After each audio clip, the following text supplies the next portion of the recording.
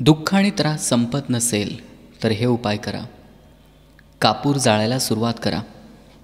रोज सकाळी आणि संध्याकाळी घरामध्ये तिन्ही सांजेला देवाची आरती करताना कापुराची वडी जाळा आणि घरातल्या सगळ्यांनी ती आरती घेतली पाहिजे.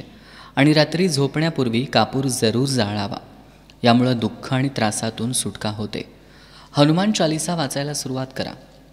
रोज तिन्ही सांजेला देवाला दिवा अगरबत्ती लावल्यानंतर मनापासून आणि शांतीपूर्वक हनुमान चालीसा वाचा. यामुळं आपल्यावर बजरंग बलीची कृपा राहील आणि आपल्या आयुष्यात असणाऱ्या सर्व बाधा दूर होतील.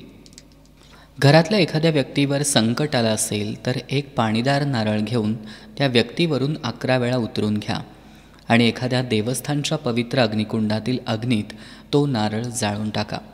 हा उपाय 5 शनिवार करा. हा उपाय केल्यानं त्या व्यक्तीवर अचानक आलेलं संकट दूर होईल. गाय, कुत्रा, मुंग्या आणि पक्ष्यांना अन्न खाऊ घाला. झाडे, गाय, कुत्रा, पक्षी उपाशी गरजू व्यक्तींना अन्न आणि पाणी दिलं तर त्यांचा तृप्त झालेला मनाचा चांगला आशीर्वाद आपल्याला मिळतो. या अन्नदानाला वेदांच्या पंचायनातील एक विश्ववेद यज्ञकर्म असं म्हटलं जातं आहे. सगळ्यात मोठं हे पुण्य आहे असंही मानलं जातं. ते केल्यानं दुःख आणि त्रासातून मुक्ती मिळते.